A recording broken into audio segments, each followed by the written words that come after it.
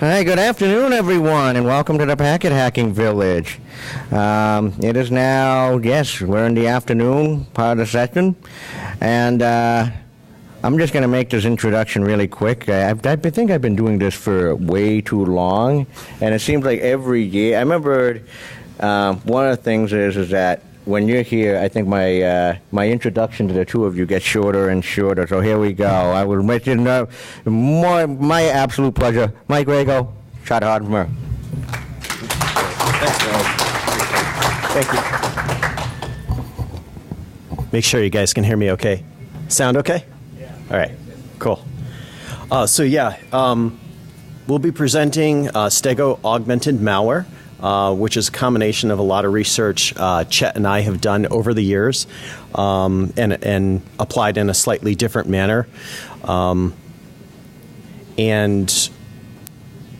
to really kind of preface this, Chet will talk about some of the research he's involved with a college that he's involved with, which also kind of sparked some of this additional research and really the presentation altogether. So with that, we'll go ahead and get started. So in terms of the agenda, we're going to cover a variety of different types of steganography augmented malware. Try to say that fast 5 times. Stats, trends, commonalities, differences. Some of the research through the college that Chet's involved with had a lot of the students focus on specific variants of malware, and then we started to look more broadly across these different variants to find commonalities, differences, better understand IOCs and TTPs and things like that. And then, as a result, we wanted to better understand how we could detect a lot of these, especially based on their behaviors. And then we'll talk a little bit about our ideas really about the future and where we think this may go next. So I'll let Chet introduce himself. Hi, everybody.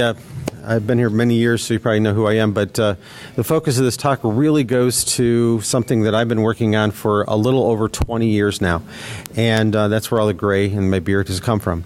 So we're going to talk about steganography and how it's being applied to malware today, and specifically some work that we're doing at Utica College in one of the programs that I operate there, and talk a little bit about some of the student research that's there as well. And I also teach at the University of Arizona, as well as Utica College and at Champlain. So if you're interested in any of those programs, please stop by and talk to me. I'll be presenting tomorrow at 6 o'clock as well, so if you want to stop by then. Turn it back to Mike. That was quick. Thanks. Yeah, like Chet, I've presented here many times, and Chet and I have collaborated on a lot of steganographic and steganalysis type research over the last 20 years or so, I guess, at this point. And have done a few books together, too, around covert communications, data hiding techniques, and things of that nature. And so I'd like to thank Ming for having us back again this year. So let Chet first talk a little bit about all the things they've been doing at Utica College, and then that'll really preface what we're going to go through in terms of the research and analysis. Sure. Thanks, Mike. We teach a class at Utica called Cyber 642, which is data hiding and access control. So the point of this particular course is to take a really in-depth look at what's happening and what is emerging from a data hiding and covert communication point of view. The focus of the course is to look at the latest malicious code that includes advanced persistent threats that are out there. Mike and I did a talk several years ago talking about the APT, Operation Shady Rat, which kind of started this whole gamut of technologies that are used to augment malware in order to be able to make them more or less discoverable.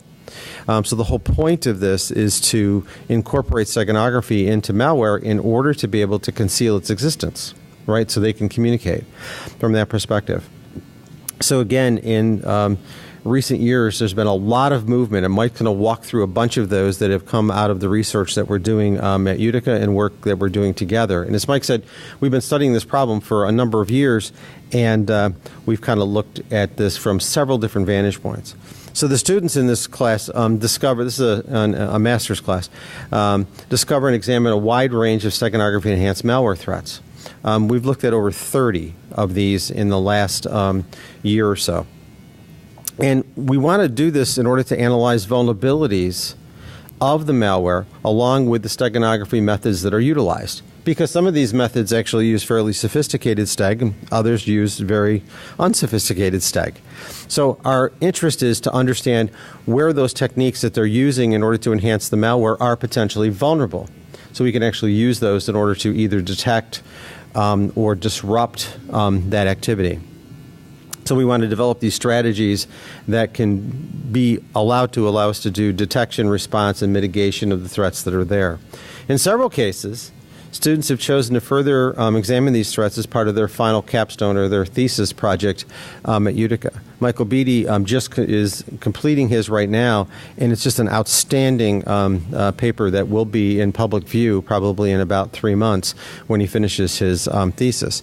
And that thesis covers a wide range of these and the vulnerabilities that we have studied and figured out. I'm the second reader on Michael's paper, and I teach the course that I'm talking about. So we spend a lot of time with a lot of different students looking at a lot of different threats that are there. So the catalyst for this presentation comes from a couple of different points of view. One, Mike and my 20 years of studying this problem and watching the evolution of steganography being used in multiple different ways. And it's interesting, one of the things that we tend to focus on is on encryption.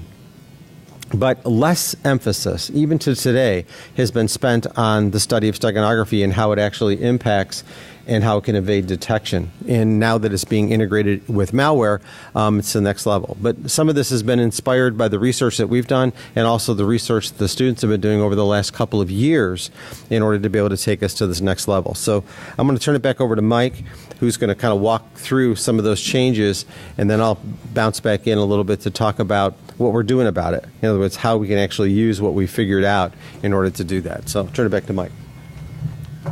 Thanks, Chet.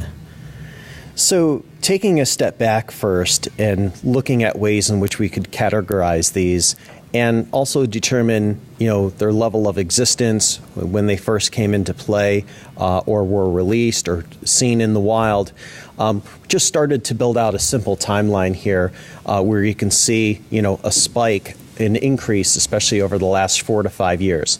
Certainly, this is a very small data set, but over time, I'd like to continue to see how this evolves and emerges. But clearly, there's a growing number of these, and it's on the level of potentially exponential.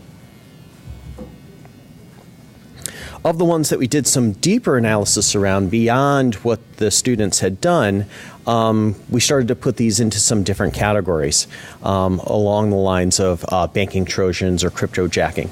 A lot of this was, this categorization here was really based on their motives, right? What are they looking to do? In addition, a lot of these, as you might expect, are all related to remote control, CNC, remote access Trojans, things related to data theft or espionage. And then lastly, there were some actual advertising and ad-related type click-throughs and promos to generate clicks and drive traffic to specific sites or specific ads. So one of the ones that was particularly interesting was one that leveraged social media. At a previous Packet Hacking Village or Wall of Sheep talk a few years back, I had presented around a lot of these risks and threats across social because I was doing a lot of research at that time across Twitter, Facebook, in a variety of other social networks, also streaming media services and things like that. This one in particular was found on Twitter, and to give credit, this was identified by Trend Micro. The premise behind it was that outside of the scope of this, one or more systems had been, let's say, compromised and infected with this malware. But where the steganographic component of this starts to come into play is that the malware is out there on a regular basis checking a particular Twitter account, a Twitter account that had been out there for a few years. And whoever owns this account then started to post memes, and within those memes were certain types of commands. So once the meme was posted, the malware would identify it was out there and parse it, and within it would be a variety of commands that the malware would leverage to run a variety of things, including screen scraping or screen captures and a number of other things. And then additionally, post this stuff to Pastebin. And so through Pastebin, it would actually initially obtain a URL of where to post it, and it would either post it back to Pastebin or separate IP or URL altogether related to the CNC. Just at a high-level diagram here, right, you've got the computer reaching out to social media. It's already infected with malware and getting updates and commands via Twitter, right? Not Twitter directly, but a meme posted to Twitter. And we'll talk more later about a presentation Dr. Phil Tully and I did 2 years ago at DEF CON 25 around neural nets and leveraging the ability to not only detect some of these things, but furthermore do predictive analysis. So in this case, it went out to Twitter, parsed this particular meme and other ones that were posted beyond that to gather commands. And from there, it would get information such as a URL to obtain command and control stuff. I'm glad I have this on the screen because it was not only Pastebin, but Imgur and things like that. And then as a result, the files would be sent to the remote command and control URL that was provided via Pastebin or Imgur or something else. So with this were a variety of commands that were run and leveraged by the malware itself to capture screenshots of the desktop, processes that may be running, steal stuff from the clipboard, even potentially the username for the machine and documents and things like that. But it kind of begs a question here for a moment, and that is, if you're running an enterprise network, how frequently do you have or want to permit enterprise users to be using things like Pastebin? We find in most cases when doing pen testing and network analysis and things like that, when looking at it from an ingress or egress standpoint, that this is largely still allowed outbound for posting things. I'll jump into some more of the variants here, but for, as sort of a stepping stone for that, I'll let Chet talk about his Raspberry Pi project, which he's actually, as he mentioned, going to present tomorrow as well. Thanks, Mike. So one of the questions is, how do we detect this? Do you care if we detect this? And so the issue is the whole point of this operation in augmenting malware in this fashion is so that it becomes not observable, right? Or the observable is very low. So how do we actually go about detecting this? Well, there's kind of two different methods that we've actually analyzed and looked at. The first, of course, is we could analyze the images that are being posted or recovered from different sites and basically determine if they have content embedded in them. Right? And as I mentioned earlier, some of them are fairly simple in embedding. They may be using a JPEG that has data appending. They may be using a JPEG that actually inserts things in the header of the JPEG to basically communicate the data, whether it be a PowerShell script or something like that that's embedded in those areas that we're not looking at or don't get displayed. But we can detect those relatively quickly and relatively easily. But if they go ahead and modify things like the quantized DCTs and actually embed that information in those areas of the image, then the image is going to be compromised, and now we have to do more exhaustive analysis of that. And it causes two problems. One is we can miss things, and number two, we can issue false positives. Neither of those, false negatives or false positives, are a good thing. The second problem is that in the deeper analysis of those images, it takes a long time depending upon the size of the image. So it could take several seconds or even longer depending upon the size of the image that we're actually going to try to analyze for that it has been compromised or information has been embedded in it.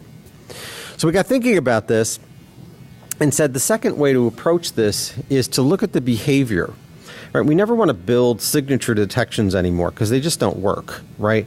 Because as soon as the bad guys know that we're doing signature detection, they just change the signature, right? And it's difficult, and that's why most of these things get through in the first place. So I'm not going to talk about the compromise itself of the systems. I want to talk about analyzing the behavior of the malware once it's embedded. Now, remember, these are probably, in most cases, fileless malware, so we're talking about memory-resident things that have compromised the system in such a way that these processes are running with privilege, and therefore they're able to actually move within that environment without being detected by traditional defenses of those environments.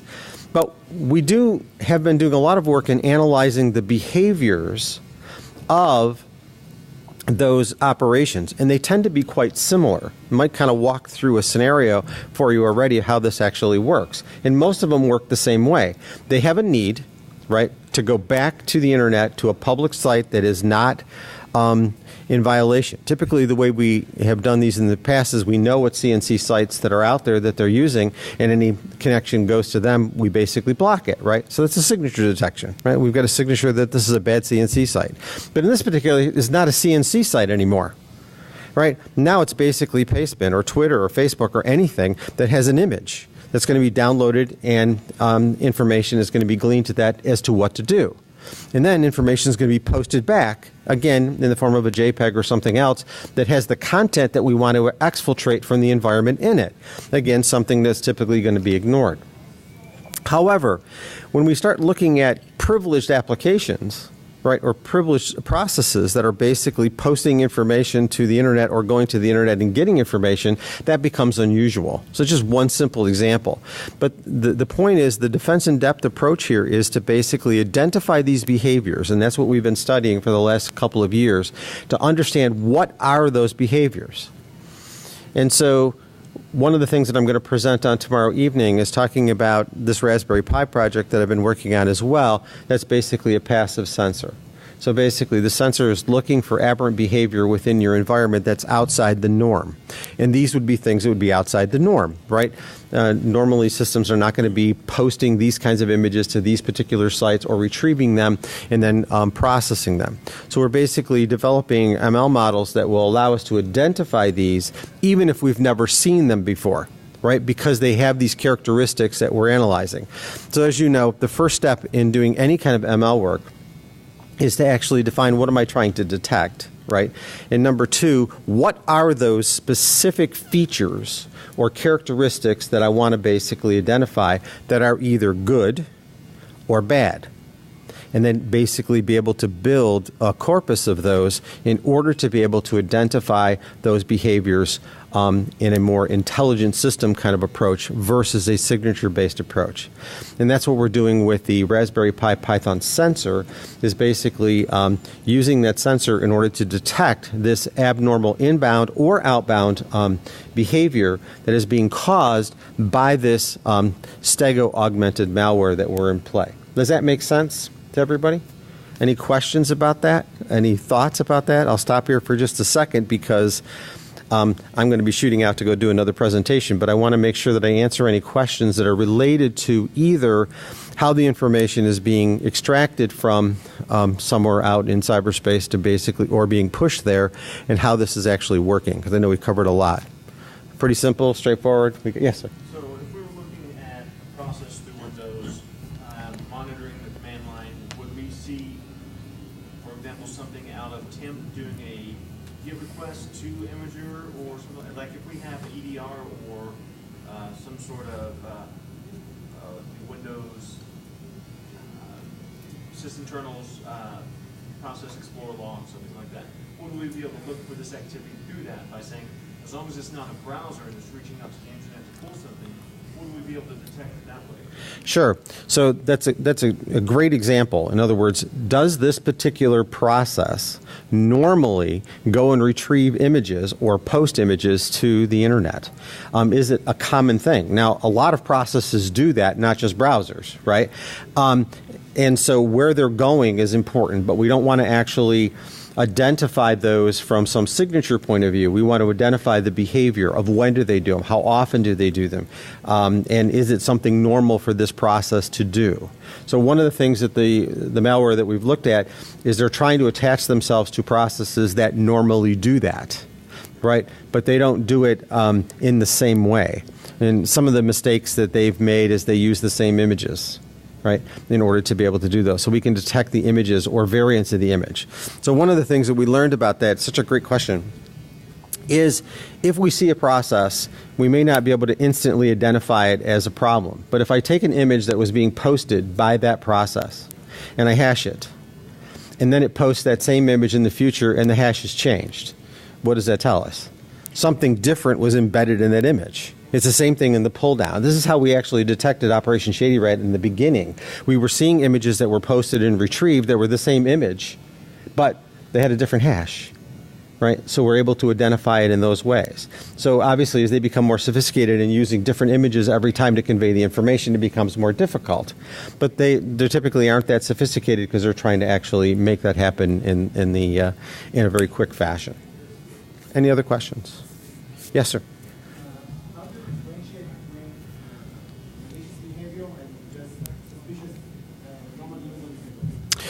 How do you reduce the false positives? That's exactly what we're doing with the Raspberry Pi project. So I kind of invite you to stop by tomorrow at 6 when I'm doing that talk. But basically, we're modeling that baseline and baselining the behavior of that environment. Okay, and based on what's happening in that environment normally, what connections are being made by what devices over what protocols, at what times of day, what size packets, that kind of thing.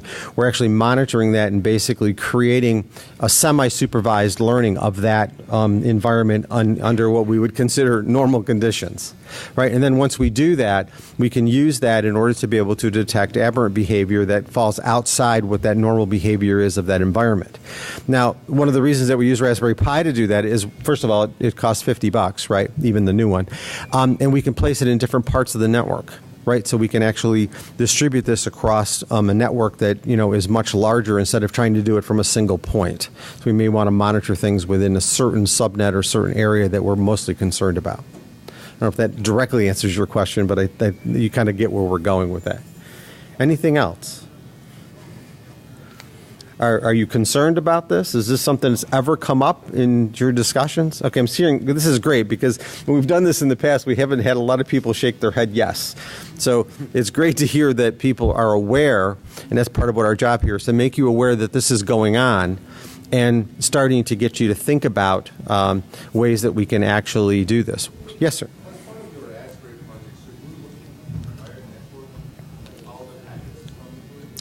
Yeah, we would place the sensors in multiple locations. And like I said, I invite you to stop by tomorrow because I go into that in great detail of how. Okay.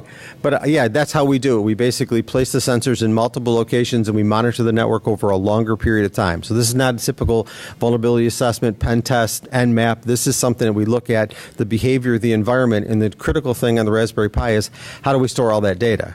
So. Sure. Yep.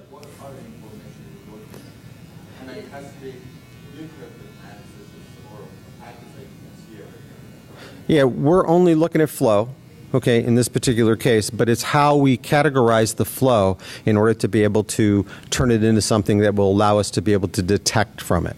But send me a message and I'll send you the video of how that works if you can't be there tomorrow. Okay? Okay. All right, I'm going to turn this back over to Mike. And I'm going to scoot because we've got a talk at Sky Talks at 1 o'clock that I've got to go get set up for. So you're good? Sounds good. I guess. All right, guys. Thank you. We'll see you later. Great. Thanks, Chet. Yep.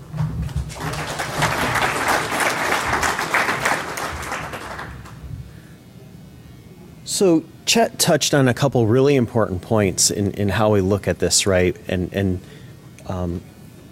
as he mentioned when he covers his presentation tomorrow around the Raspberry Pi, he'll go into this in more detail. Around that same time, I've got a presentation in the IoT Village that touches on modeling out IoT behaviors and identifying malicious activity as well. And a lot of this is really kind of tied back to connecting a lot of dots.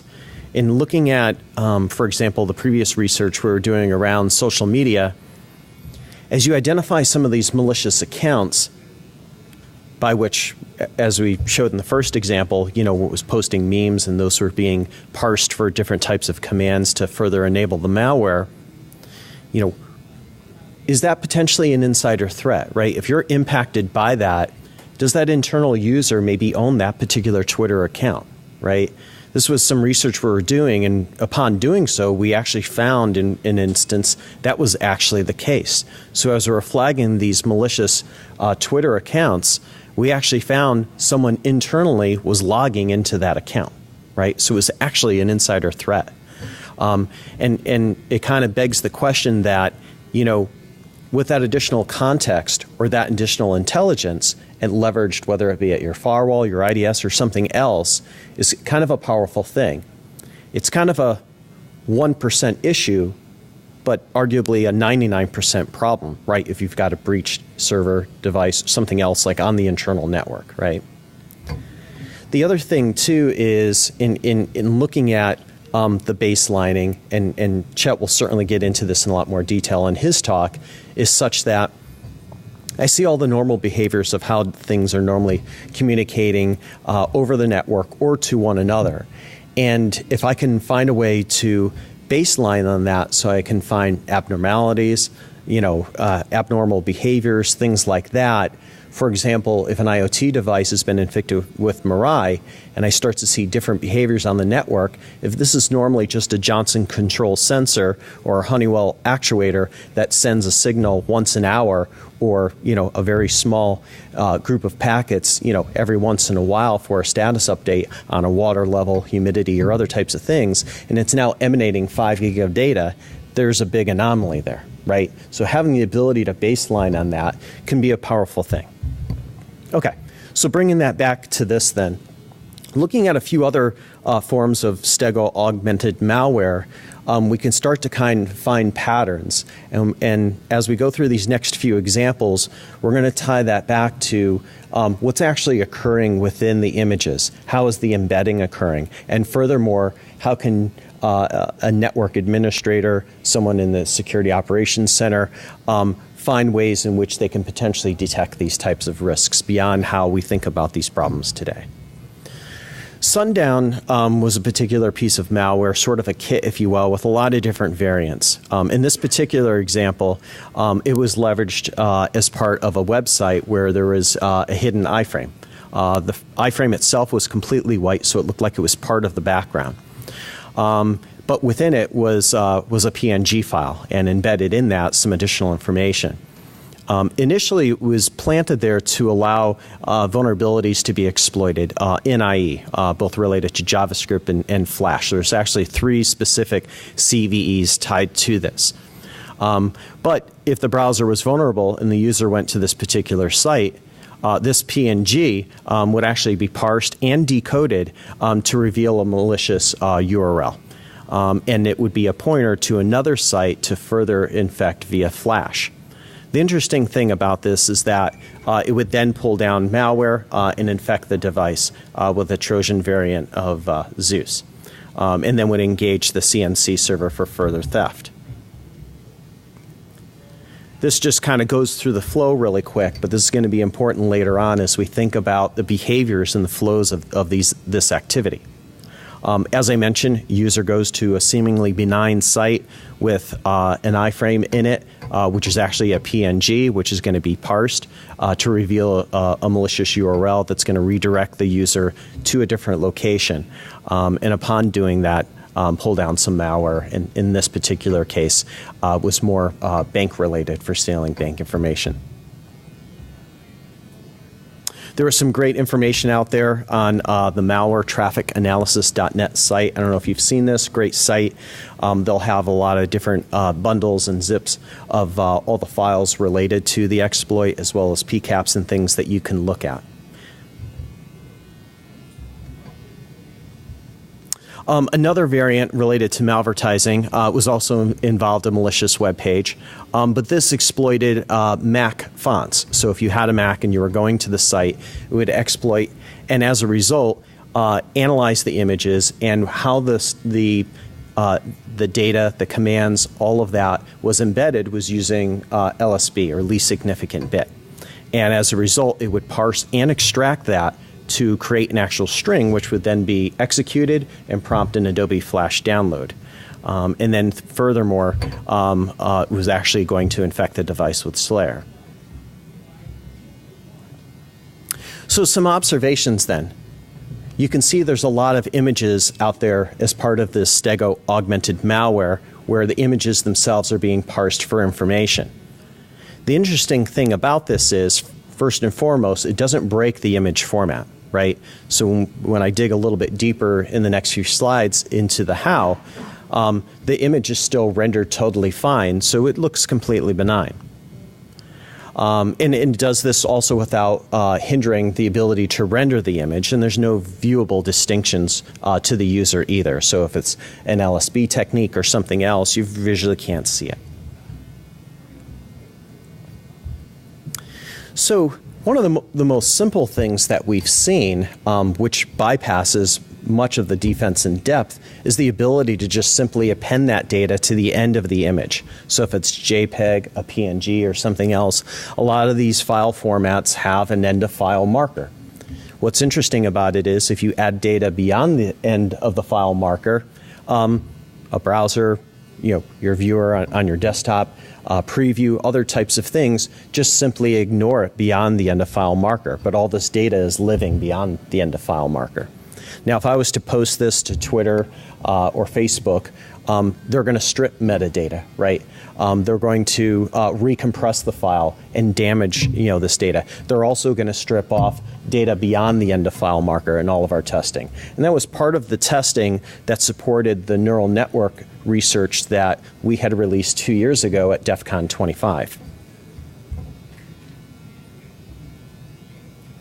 And in the context of least significant bit, right, as I break down how the image is actually rendered, right, I've got blue, green, and red, and I modify the least significant bit of any of those or all of them, right, to allow the ability to embed information without visually really changing the file in general, right? If I'm just modifying the least significant bit and changing the color by one single bit, you're not going to visually see that difference in the actual image the majority of the time.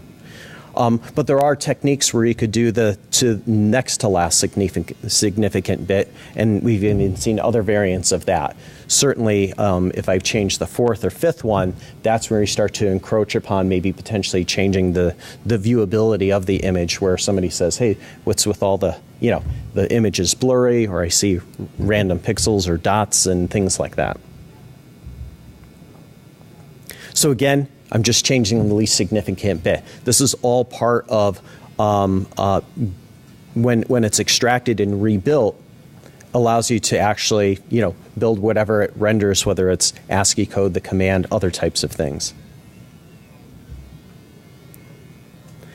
And so in looking at, how I could, somewhat weaponize this, what would be good sites or social networks to upload this to where it wouldn't be recompressed, the metadata wouldn't be stripped, data after the end of file marker would not be removed, right? So as I mentioned, Twitter and Facebook both have their own compression techniques. So when you upload an image or even a video, it may be completely recompressed.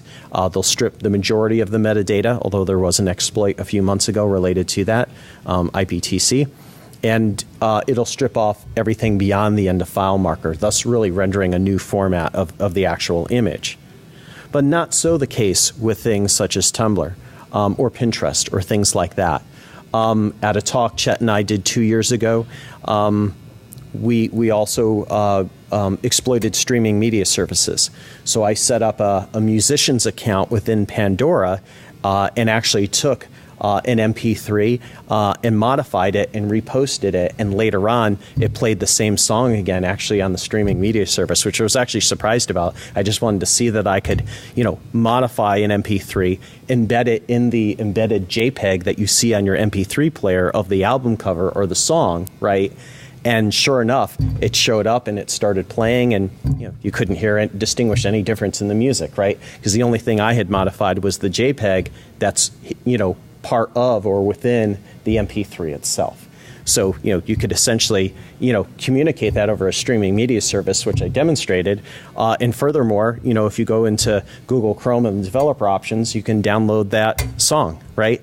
And if you were communicating this to anywhere in the world, you could download that, and to the actual recipient, they would know to download it, pull out the JPEG, and extract whatever data had been hidden within the JPEG, hidden within the MP3 that was streaming over the media service itself.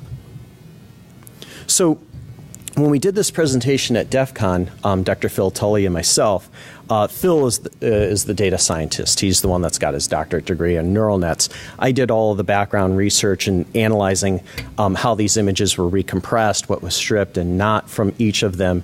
And the premise behind this, though, that was really cool, we thought, was if I can better understand how these images are being weaponized and how this information can survive being uploaded, could I, as a white hat, let's say, actually model that out and leverage machine learning to actually predict a thousand other variants of the same thing and use that as a method by which I build a massive detection capability. And that's what we proved out and demonstrated at DEF CON 25. Oh, and I forgot, I put a screenshot in it here. So this is up on YouTube if you're actually interested in it. Go ahead. The previous picture, Yeah. the green yes means it is stripped, or does it mean yes, it's... That's a great question. I should actually put that on the slide. It actually means that it actually survives, is what it means. Okay. So green means it survives. Yep. So if I embedded something in an image and I post it either as a profile picture or just as a part of a post or part of an album, how these different social networks handle, those images. As you can see here, in some cases, they will strip the metadata or recompress it. But in other instances, if it's a post versus a profile, maybe they don't. So bottom line, the short answer to your question is anything that's green is survivable and is not modified whatsoever. Yeah, great question. I'm glad you brought that up. I'll have to update the slides. Yes? The malware you mentioned before that was using Twitter, embedded image for command control. Did Twitter change their policies to remove it, or how did it survive? I don't know if they changed their policies at all. And Trend Micro was actually really good about not pointing the finger at Twitter themselves, right? That so as a result, the only thing that I know is that once Trend Micro had discovered this, they had notified Twitter, and shortly after, Twitter took the account down. Was essentially that. On a similar note, although completely unrelated, was the scenario that I mentioned where we're finding other malicious accounts, and one of those was mapped back to the internal network because somebody had logged into it from the internal network, which was kind of a surprise to us, actually. We accidentally stumbled across an insider threat. So, okay, so last two slides, and then I have to run over to our next talk over at Sky Talks. Some observations here and thought-provoking things to think about. First, in terms of parsing images, as we highlighted, it's quite easy to append data to the end of an image, especially a JPEG or a PNG, because it's still going to render completely fine. So if I put it up on a website or anywhere else for that matter, unless I'm posting it to something like Twitter or Facebook, all that data is going to survive. But from a viewing standpoint, nobody's going to really know it's there unless they know to look for it. So one of the recommendations here is that and this gets back to a presentation I did at Black Hat in 2004, which is if I know the tools that are being used to embed the hidden data, rather than look for the hidden data itself, does the tool leave a fingerprint behind within the image? And if I map those out, then I'll know that, wow, I didn't actually find data hidden in the image, or I didn't know to look for it, but based on specific fingerprints or things that are left behind as a part of the embedding tool, that I could actually build a library of all the known tools for basically running steganographic embedding within the images and use that as my detection method instead. So I had written a tool called StegSpy and released it at Black Hat way back. And it did exactly that. It identified 13 different types of tools that were used for steganography or embedding within an image. And that might be particularly good then when you have an instance where it's least significant bit or DCT, as Chet had mentioned, in that's a lot more difficult to detect. Although in the next presentation, Chet's going to show you how we can actually detect that stuff too. But that gets back to, well, LSB is really difficult to detect, but if I can maybe detect the tool that was used to perform the LSB embedding technique because it left behind a fingerprint, that's going to be a lot easier to detect.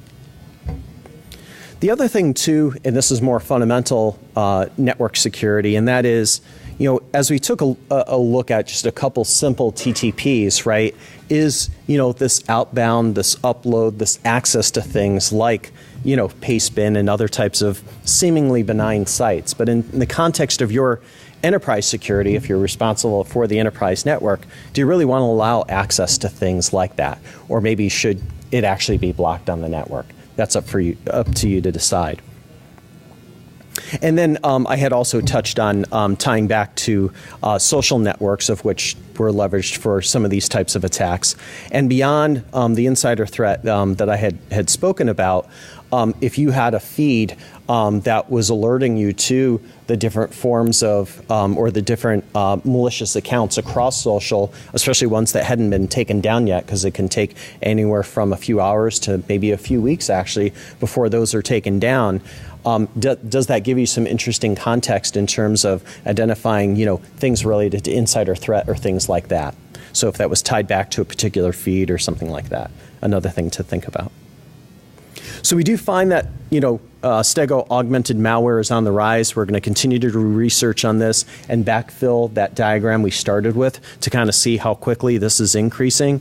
We did prove out last year and the year before how this could be exploited through MP3s and MP4s and demonstrated that.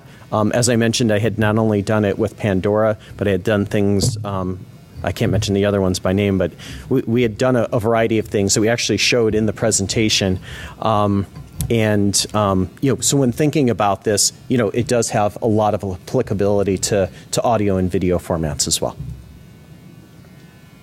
And I think I pretty much covered the rest of the points. So thank you very much. Hopefully, you got some good, a few good gold nuggets out of it anyways, and some things to think about in terms of, the new forms of Stego augmented malware and things that we're doing research around. So thank you very much.